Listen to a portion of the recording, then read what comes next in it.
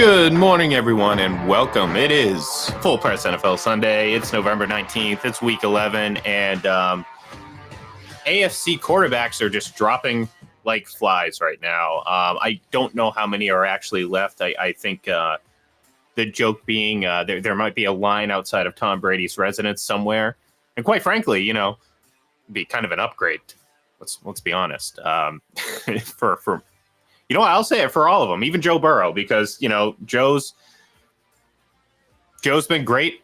Unfortunately, he's done for the season, and that's obviously the biggest news. Deshaun Watson done for the season. It's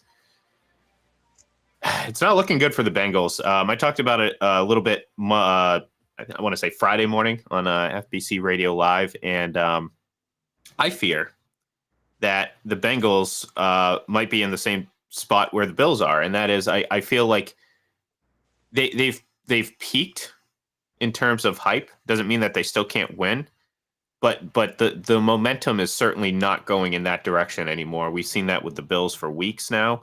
The Bengals seem like maybe this is just their fate. Maybe they're a one-time Super Bowl appearance, and they have a really talented quarterback who may or may not be able to stay healthy, partly because of the way the franchise is run, partly how it's constructed. I'm not, this is a failure, I believe, on Zach Taylor's behalf, not specifically this injury, but just collectively as a coach of this team and how much talent's on this team. And, it's a shame because, well, look, the Bengals are done. Bengals are done. I mean, you can make an argument that they were teetering even if Joe Burrow wasn't done for the season. Now you can stick a fork in them. Season's over.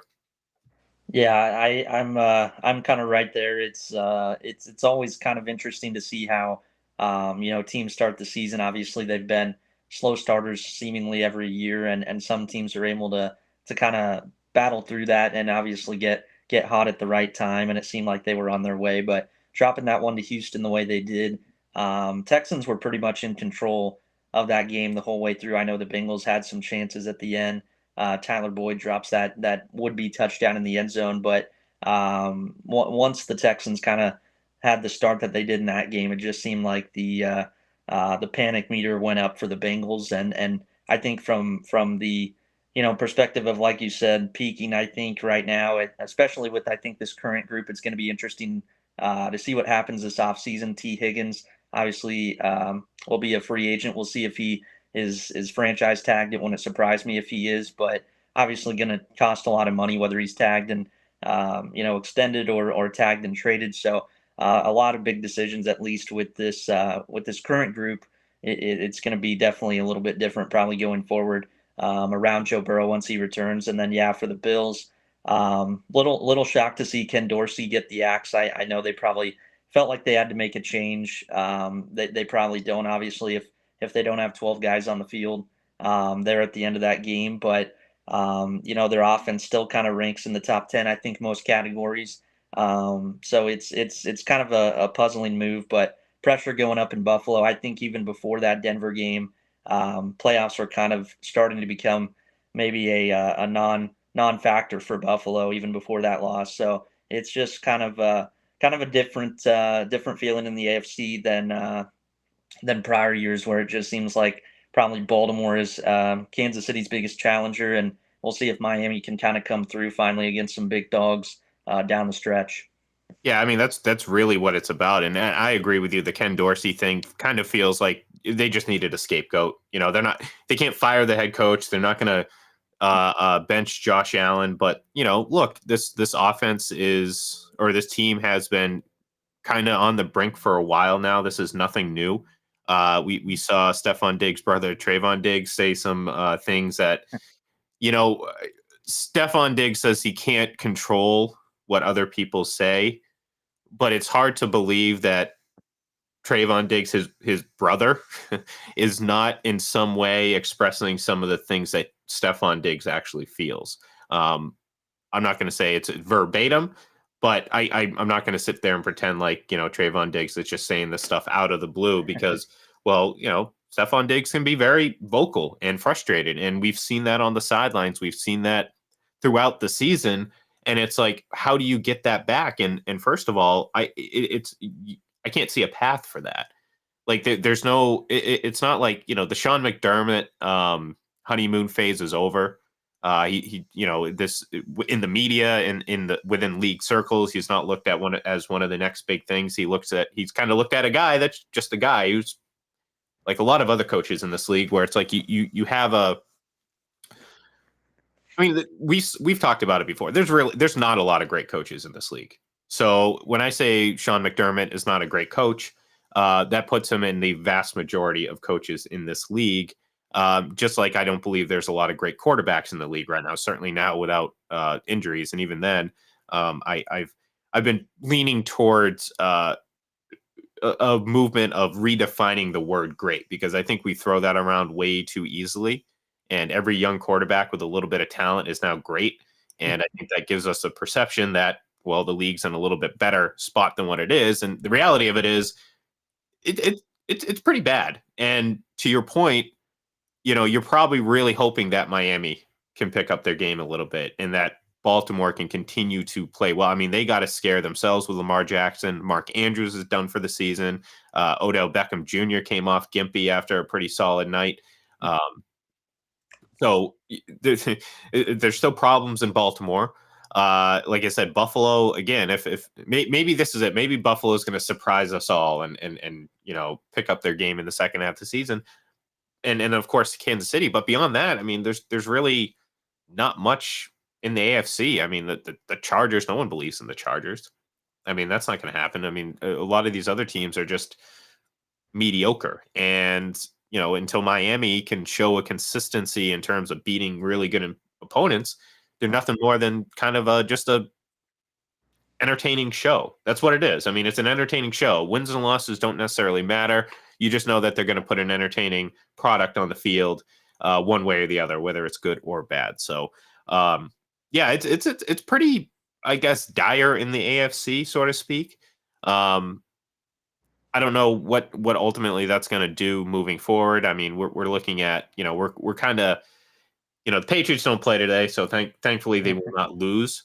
But at this point, if you're a Patriots fan like I am, you're probably not that upset if they do continue to lose, because, well, it just gives them more options for next season, because the reality of it is at 2-8, they're not going to compete this year. So yes, as a fan, you never want to see your team lose. It's devastating. But the reality of it is, if you want to see them win more games, it's probably a good opportunity for them to retool. So that does nothing for this year. So all of a sudden, the Bengals, a Super Bowl favorite, like I said, you can close the door on them. They're done. I don't care who comes. Well, actually, if they can, let's just put it this way. If the Bengals can convince a certain 46-year-old retiree to come back from whatever the hell he's doing, gallivanting across the country or the globe or whatever. I think he was at the F1 series this weekend in Vegas. Then yes, they will still be a contender, but short of that, they're done. I mean, you can, again, start looking forward to next season, trying to figure out what to do. I personally feel like it might be time to move on from Zach Taylor. I don't have a better option right now, but I feel like that ship has sailed, because we're seeing the same things over and over and over again from the Bengals, and this is why they continue to fail. Yeah, and even like Lou Anarumo's defense, I wouldn't put it all on him. They had a lot of changes in the secondary, but you didn't really even see the quite as much opportunistic play from them this season. I know they still were getting some turnovers, but I think they were, obviously not as good against the pass this year as they have been in the past. You look at Trey Hendrickson still kind of producing as a pass rusher, but it's really been a much more I guess not as much of a by committee approach on their defense compared to what we've seen. So going into that Baltimore game, I was going to be really interested to see kind of how they handled Lamar. They've done kind of good against him in the past, but just felt like the Ravens had a really good opportunity to kind of test them down the field. We saw a lot of plays where Lamar basically had all day in the pocket as well. So just seems like all those changes, on the defensive side, and obviously, like you mentioned with the coaching, it's just kind of failure to evolve, as we kind of talked about with some other teams. Yeah, and that's the thing too. It's like you're looking at, you want to see progress year to year. Obviously, if you're not winning Super Bowls every year, you want to always try to make that next step. We talked earlier, like, when they started 1-3, maybe they're just a slow starting team, which is great and all if you're the New England Patriots. And every year you might start a little slow in September, i.e. 2-2, and you still look great, but you have a couple hiccups. But the reality of it was they'd always come back. They had multiple Super Bowls to fall back on. They had years of success. So it's like the Bengals aren't that. So slow starts every year is not a good thing. And if you're Zach Taylor and this is a pattern, and you're putting yourself behind the eight ball. I mean, they had to win 3 games just to get in a row, just to be taken seriously because of their slow start. And like I said, even without the Joe Burrow injury, they're coming on the heels. They would have come on the heels of 2 straight losses after that 3-game winning streak. So how back were the Bengals really? I don't know. Doesn't seem like much, because a devastating loss to a up and coming. That's the other thing. I mean, Houston may be the saving grace in all this. If they continue to keep going and CJ Stroud keeps impressing the way he has, maybe he's the one who elevates another team and gets another team into the mix. In the spot that we thought maybe the Bengals were going to be. Who knows? We'll see. But the reality of it is, I feel like this Bengals team is. They're just the same. There's no redeeming quality in terms of what can you build off in the future. And really, it's just, well, you have Joe Burrow and Jamar Chase and some cool offensive weapons, and that's kind of it. Right. Yeah. And then that division obviously is always going to be tough. I mean, Pittsburgh and Cleveland. You talked about mediocre teams earlier in the AFC race. They're the top 2 wild cards right now, and it always looks tough on Pittsburgh. They have to do things, it seems like, with one hand tied behind their back, and they're still able to find ways to win games. Cleveland probably has, I'd say, top 3 defense, maybe top 5 for sure, but top 3 possibly this season. Myles Garrett just seems to get better and better every season as well. So it's just these teams are finding ways to win when it's not always the prettiest or obviously the best roster or deepest roster, like kind of people view the Bengals. So it is going to be interesting to see how this division kind of looks next year, just because of Pittsburgh. If they're able to kind of find some steam late this season with Kenny Pickett, how's he going to do in his 3rd year? And then obviously Cleveland, with any defense like that, I think you're going to be at least competitive week to week and in most games. Yeah, well, the question is going to be for Cleveland, how long can they keep that all together with the massive contract that Deshaun Watson has? Right. That takes a lot of money to keep a defense together like that. Maybe not right off the hop, depending on how it's constructed, but eventually it's going to cost money. And Kyle in the comments mentioned the Texans might just win the AFC South. I'm saying it right now. They're going to win the AFC South, because I said it at the end of last week. I'm at this point, I'm kind of done with Jacksonville. Like we've been sold this bill of goods about Trevor Lawrence being this generational talent, and I can tell you, I just have not seen it at all. I mean, he's shown flashes of talent, which, again, choose any quarterback in the league, and at some point in time, they're going to show a little bit of talent. I mean, they're in the NFL for a reason. The worst quarterback in the league is better than 99% of the quarterbacks that have ever picked up a football at their, in their generation. Let's put it that way. So the point is, I'm not seeing it from Trevor Lawrence. We've seen him have opportunities at big moments against the Chiefs. A very winnable game for the Jags, a game that could have really been like, okay, he's stepping up against these 0 for 6 in the red zone. Mm-hmm. That's not great. That's not generationally great. And I mean, you could sit here. It's like, okay, you can blame his situation when he came in or this, that, and the other. But he kind of just looks like a guy that gets lost out there and gets overwhelmed with the moment. He doesn't progress through his progressions that well. He relies greatly on just physical ability. And as we know, in the NFL, that means absolutely squat. It gives you an opportunity to get away with some things, but physical ability alone, certainly at the quarterback position, does not make you a great quarterback.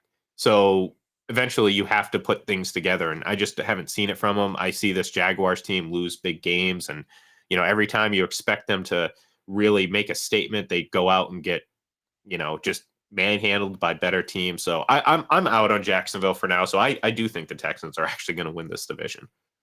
Yeah, I did throw some money on it actually after last Sunday, Texans to win the division. I think it just goes back to just the whole, and NFL draft stuff in the community is always kind of a gray area. But when you throw around the term generational talent, there's just so little of those obviously, in a certain span. So it's really interesting to kind of see how quickly some of the, I think just more basic parts of the game, the fundamentals, I think his base in the pocket.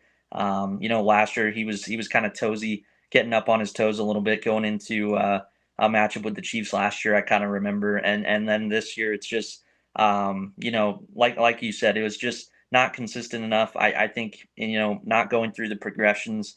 I think just kind of forcing some things into coverage that was obviously something that stood out last week, and it's just the consistency factor. It's not there, and right now, I just have to wonder, kind of, is he going to kind of be stuck in neutral here over the next couple of years? With what's around him in Jacksonville.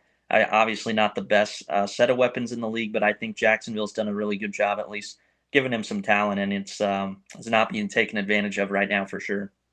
Well, I mean, and that's the thing too. And I think we're very easy to pass the buck when it comes to blaming quarterbacks. Which look, I get it. Every fan base is very likely going to um, protect their quarterback. It's only human nature. Well, I mean, if there's any semblance of talent, or if they're young enough, I mean, at a certain point you turn on it. Just look at the Patriots fan base; it's kind of split on Mac Jones right now. I'm pretty sure Jets fans hate Zach Wilson, so it's not always the case. But there's always a point that, like, especially guys like Lawrence, who again came into the league with this generational talent label. So it's going to be a while for people to kind of just come to and realize what they're actually watching. So they're going to find every reason in the world not to blame him for his shortcomings. Oh, well, Coach Urban Meyer, which, yeah, that's not a great situation at all. That doesn't help him. No, of course not. There's been other situations that haven't been ideal, but the point is, if you're a generational quarterback talent, I expect you to overcome a lot of that. Maybe not right away, but eventually. And at this point, he hasn't. So that's where I stand. And maybe that's not fair.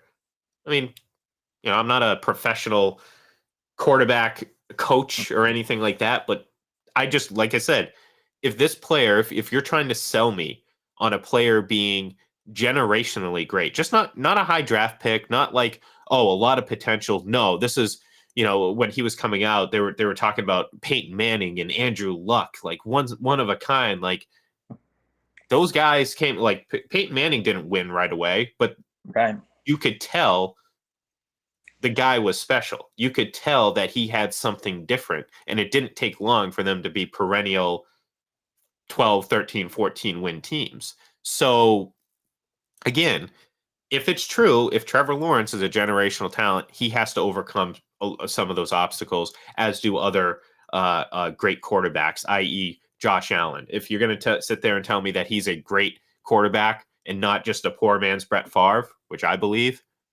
then he needs to overcome that, because he's not Brett Favre yet. Because Brett Favre did a lot of the same things Josh Allen did, but Brett Favre also won MVPs and Super Bowls.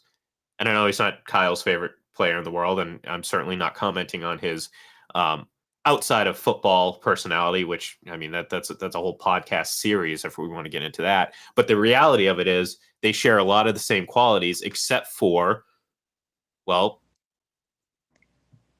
Brett Favre knew how to win. Hmm. Josh Allen does not. Simple as that. And again, if you're a great quarterback, if you're a generational quarterback, or you're supposed to be like, a quote unquote future Hall of Famer, and I'm not saying anyone was quoting that, this is what you do. So Look, it's going to be interesting what's going to happen the rest of the season. With now this a shuffle, so to speak, of AFC contenders, because right now maybe you look at the Steelers as a possible, at least like playoff contender. Where a couple weeks ago I'm like, nah, that's not going to happen. But here they are, winning Yeah. games.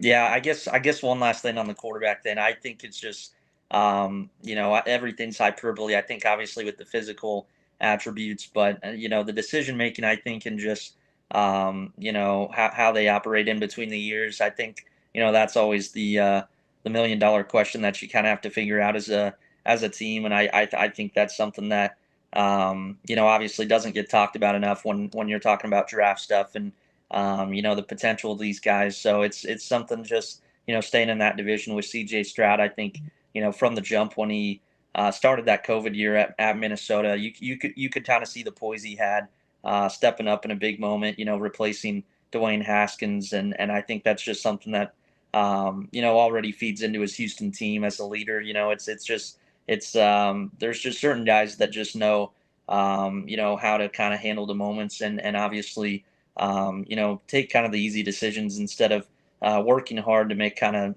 these spectacular plays when you don't always need them to happen. So that's something that I guess from a draft perspective, it's something that I think some people struggle with time to time. Getting obviously too carried away with the physical attributes and the decision making for the quarterbacks is kind of ignored. So Yeah, and look, I mean, I 100% agree with you. Look, the mental part of the quarterback game is so much more important than the physical part, and a lot of people cannot reconcile that. So I get in a lot of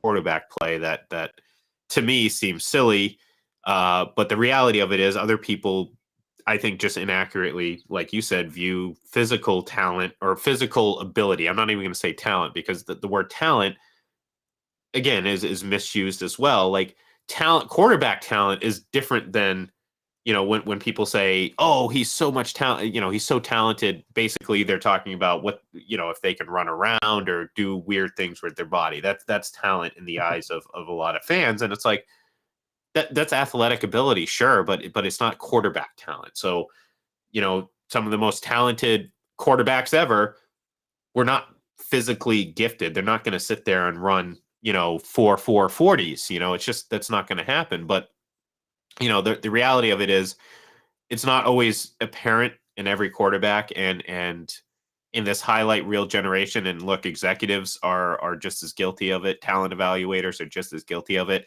They get enamored by the rollout throw to the bucket during the combine that goes 70 yards in shorts and in t-shirts, and they're like, oh my god, this guy is the next big thing. Well, that means nothing to me. That means absolutely nothing to me. They might as well be throwing a Nerf ball for all I care. That does not phase me. It's about what you do in the game, in the moment, in the biggest moments too, and that's what's important. So, anyways, let's move into our picks because we got some pretty good games this weekend. Obviously, the capper Monday night Super Bowl rematch, Eagles and Chiefs. That's going to be fun.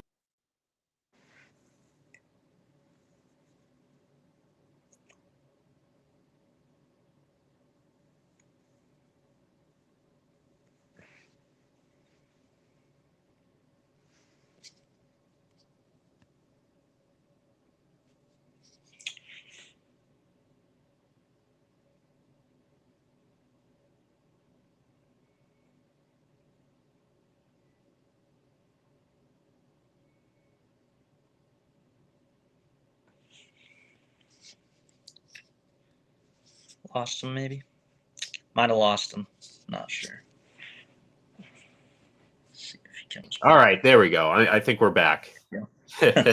Okay, yeah, you froze, I froze, we all froze. We're professionals here, so we kept it going. So, anyways, I said if you didn't catch it, Dallas unfortunately does not get to play the Giants every week. Fortunately, though, they do get to play Carolina this week, and I think it's going to be a pretty chalk it up win. Although this moves me none when it comes to whether I think the Dallas Cowboys are an actual legit contender. And right now, I'm still on the fence. So Dallas pretty comfortably against Carolina, though.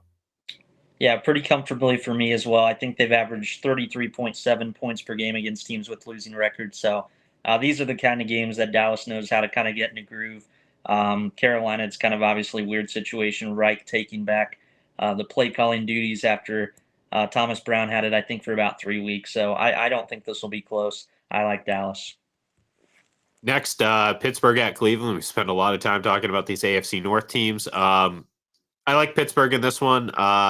Even on the road, I mean, Cleveland's defense is tough, but I mean, this Pittsburgh team gets outgained every week and still wins football games. I don't get it. I don't understand.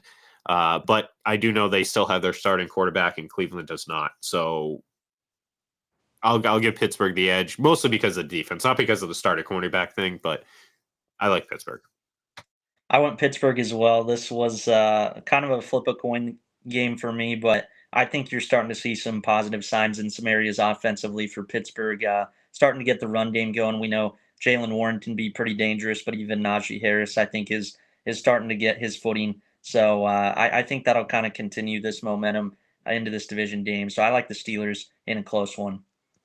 All right, next, Detroit hosting Chicago, a battle of the two teams that encompass 90% of Aaron Rodgers highlights. I like Detroit. You know, this is a team in the NFC that I think is up and coming. They have that current momentum. Look, they could eventually hit that wall like we've seen with the Buffalo Bills, and now what I think we're seeing with the Bengals. But for now, they're the it team taking the next step. And so far, I think since they're winning, you know, they closed out last season impressively. I believe it was what, 6-2 or 7-2. I think so. Yeah. Yeah, there's something like 16-4 since that moment last year. So this team has won a lot of games the last year, calendar year. I expect it to continue again today at home against Chicago. And look, when you're talking about experienced quarterbacks, you're not going to get too far down the list before you get to Jared Goff, and that says quite a bit. Not, I mean, about Jared Goff in a positive way, but also the state of the quarterbacking world right now. So I like the Lions.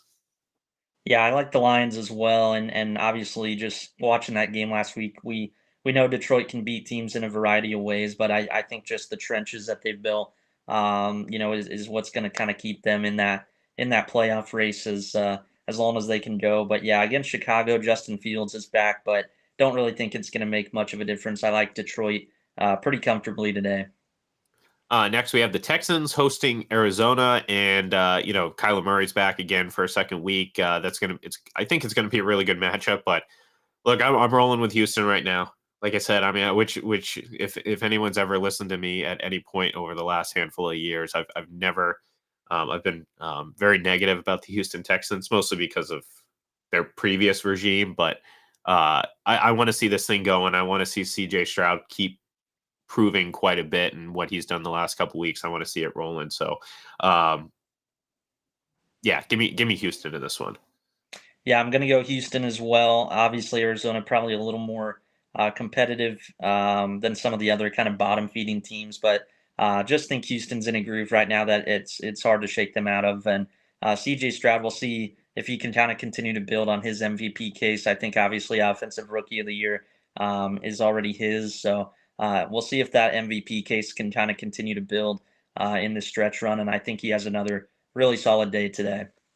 Look, I mean, if any, you know, Kyle, I know mentioned Jared Goff, and like, look, if any, if any year had as much of an open opportunity for anyone else, this is the year. I mean, you can make an argument. I mean, hell, if AJ Brown goes out and has 150 yards and a win over the Chiefs, Right. you can't legitimately tell me that he's not not just a, oh, well, it'll be nice. We'll throw his name in the mix because, you know, he does deserve it, but he's what? No, like, he would be a legitimate MVP candidate because of the season he's having. I know people are focused on Tyreek Hill, but AJ Brown is not that far behind him in terms of total yardage, and he's on a Mhm. better team that I think is far more capable of winning a Super Bowl. But, you know, same thing with Jared Goff. Jared Goff can go out have a 4-week stretch where he's just tearing it up. All of a sudden, you're like, wow, why were we not looking at him? And that's what we have ahead of us right now, because, you know, again, you know, the usual candidates. I mean, there's not really many at this point because, well, Tom Brady's retired. Aaron Rodgers is done for the season. So perennial MVP candidates, 2 of them done. The only other player in the league that's won an MVP, and I probably should have thought about that before I said it because now I'm running through my head to make sure that that's right. But quarterback wise is Patrick Mahomes, right? Am I missing I think someone? Lamar got one, Oh, right. but Sorry, Lamar I don't Jackson. think So there's any others maybe. right. So the point is, there's no established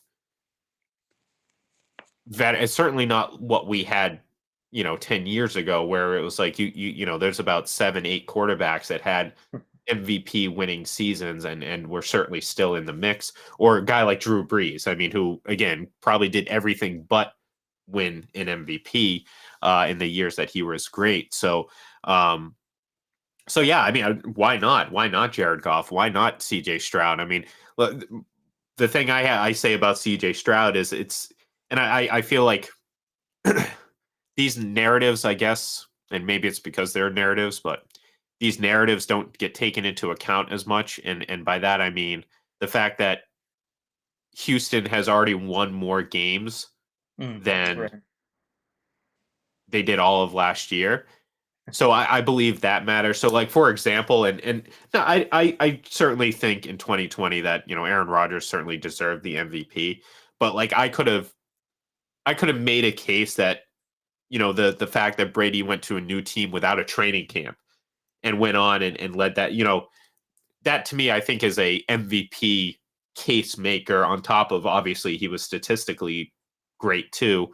But I don't think voters necessarily take that into account too much. So I'm not gonna Right. weigh that necessarily when it comes to CJ Stroud. But from a pure statistical standpoint, absolutely he deserves to be in the mix. Why shouldn't he? So, we'll see. We'll see. And this will be a big week. Again, every week's going to be a big week for him. So, anyways, Miami is going to host the Las Vegas Raiders.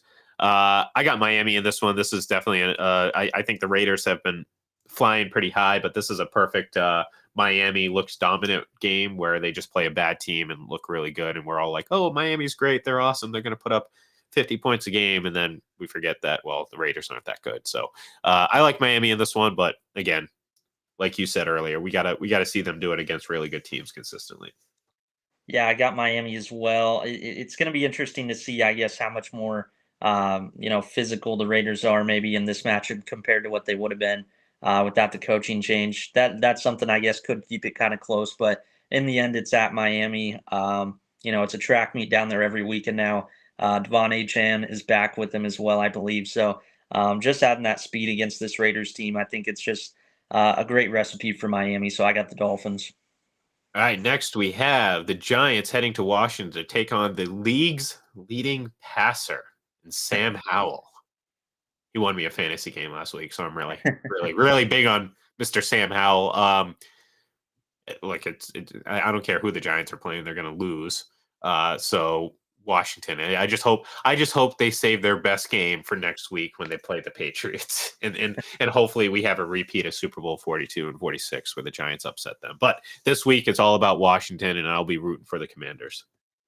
Yeah, Washington as well for me. It is kind of weird they lost to this Giants team a few weeks ago, but Tyrod Taylor was at quarterback, a little bit different now with Tommy DeVito in there, and Giants I think even more banged up than a few weeks ago somehow. So Washington, it's weird to see them favored by almost 9, 10 points, but Giants can't score, so I got to go with the Commanders.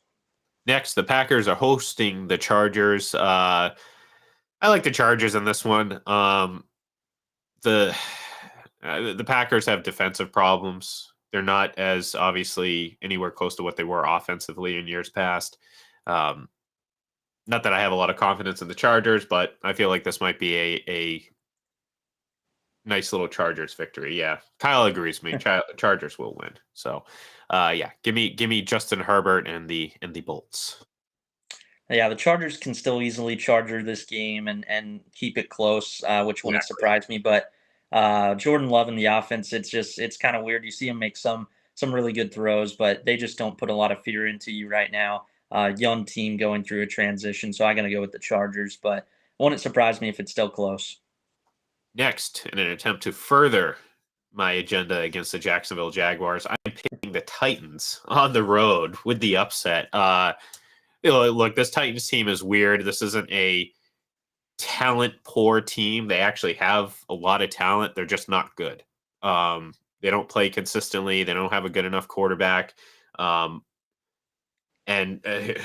surprisingly, this is the Patriots fans pining to get rid of Bill Belichick want to replace him with Mike Vrabel, and I implore you to look at Mike Vrabel's record over the last handful of seasons and tell me that's what you want. So to me, I'll still, just like I said, this will help further my agenda against the Jacksonville Jaguars if the Titans win. So I'm going with the Titans. I went with Jags. I did go Titans to cover. I think it'll be close, but ultimately, I think the Will Levis part of the equation, I think is what worries me. Jags defense, I think, has been pretty good, at least when they've had these chances against lesser quarterbacks. So I'll go with Jags, but I do think it's close.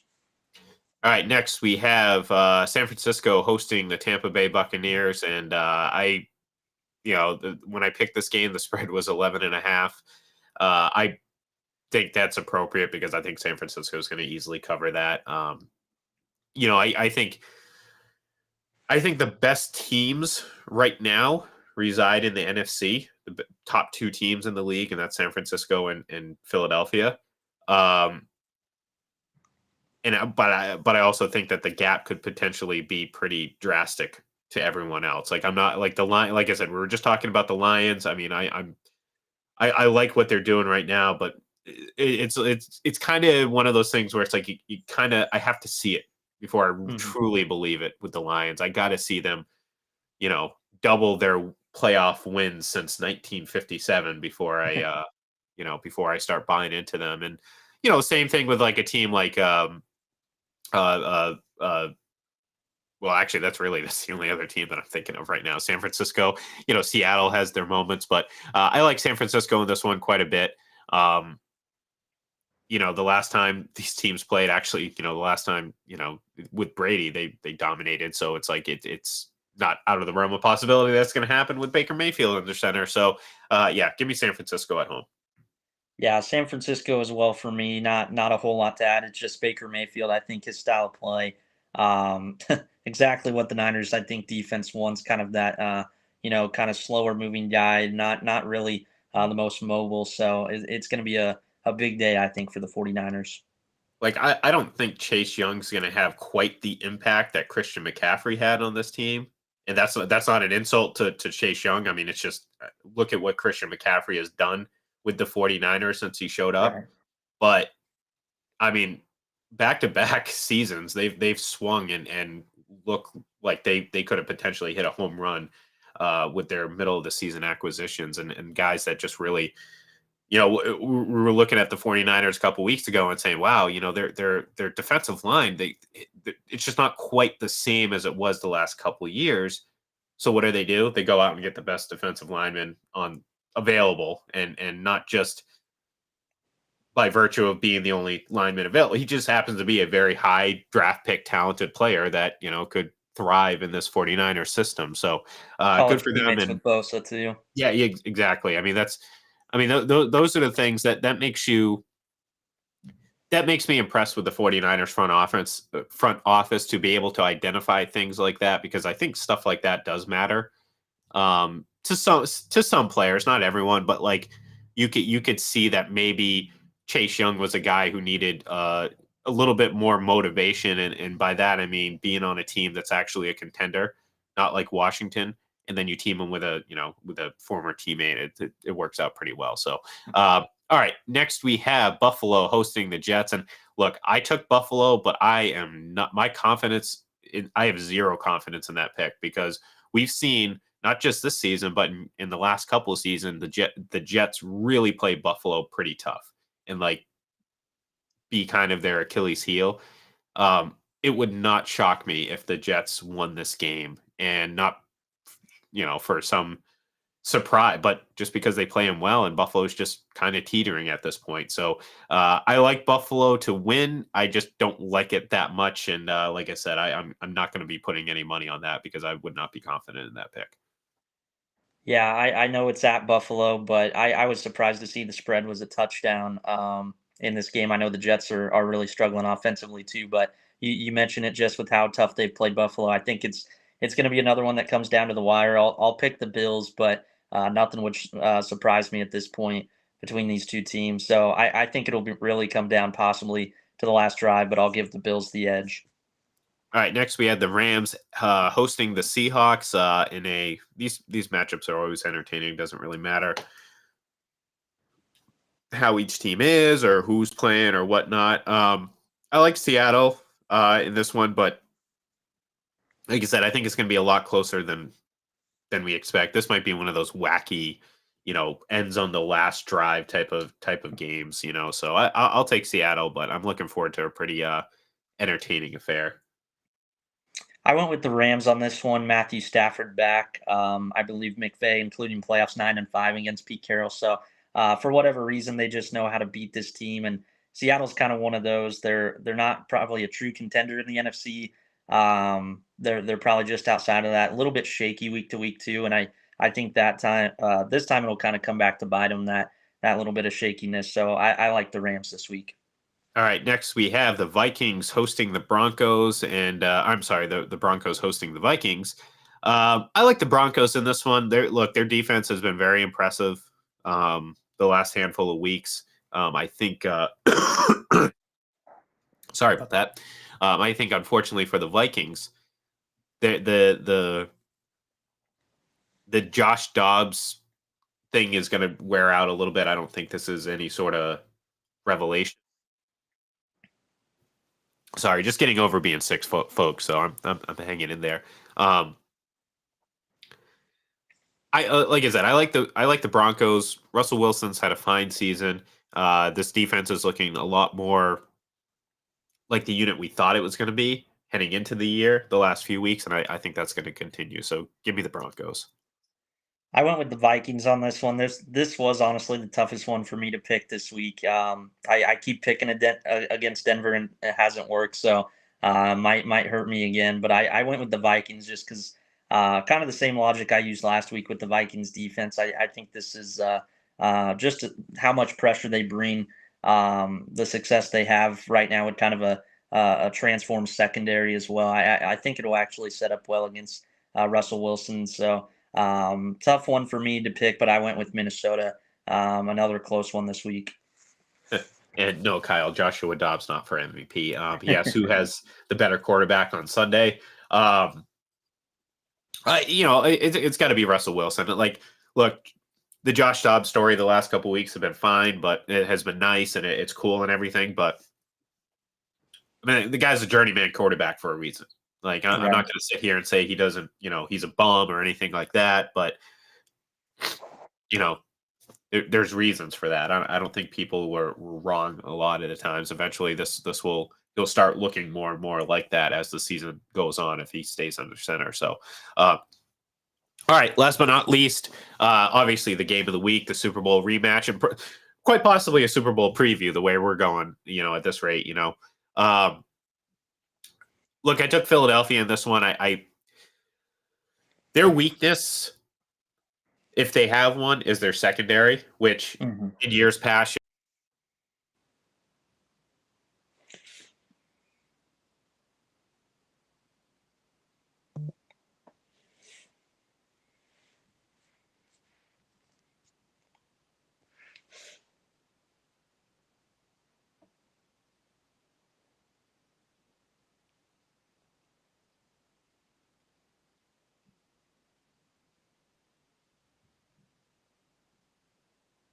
You're like, oh, absolutely, Kansas City's going to exploit that.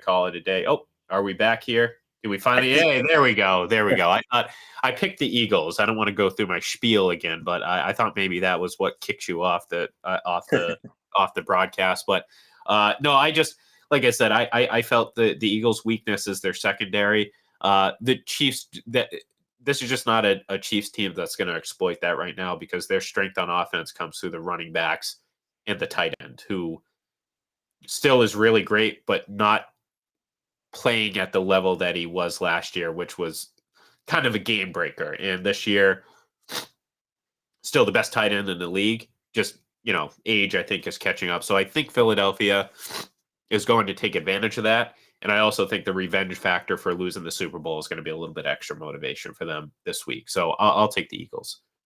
Yeah, I went with the Eagles as well. Like you said, I think the Chiefs have an opportunity to kind of get the passing game going. I still think you gotta kind of take a wait and see approach with this personnel. Who's going to step up, and I think part of the reason is you gotta define a little bit more roles and kind of keep playing guys more consistently over others. I think Rasheed Rice is one of those guys that's kind of earned the consistent snaps.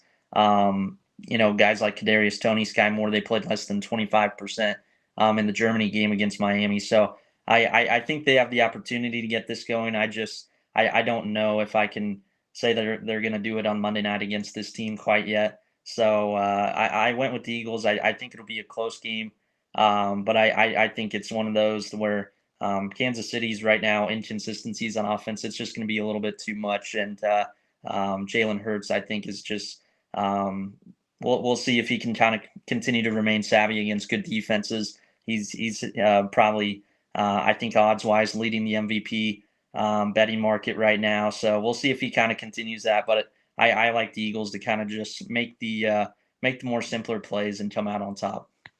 Yeah, and for all the talk we had about all these other guys in the MVP race, if Jalen Hurts goes out on national television against the Super Bowl defending Super Bowl champions and has a great game, he will have a significant lead, I think, over the next person in that race. Because right now he is technically the betting favorite, although, as we talked about earlier, it's just it's just wide open. But if he goes out, because look, national games matter because more eyes are watching it at the same time. This is part of, look, the MVP is part merit and part popularity contest. I mean, it's the reality of it. We've seen it, especially in I'd say the social media era, where more fans and there's more fans voicing opinions and more sports analysts and all that stuff. So you're going to get a much more in the moment reaction. And like I said, I think it can become a little bit more of a popularity contest. But there'd be no denying Jalen Hurts closing out the week again with a great game against the defending Super Bowl champions, a team that has arguably one of the top 3 defenses in the league right now. So yeah, there's a lot at stake for Jalen Hurts and, of course, for both these teams and for the Eagles to keep pace with the 49ers, because we know that all-important number 1 seed is the only one that gets a bye. So that's going to do it for us here this week. Stay tuned here in about 20 minutes or so. We got Kyle, who's been very active in our chat room. Kyle Center will be doing our Full Press Fantasy show to lead us up to all the action this week, this Sunday. It's going to be a lot of fun. So thank you, everyone, for tuning in. And we will talk to you next week.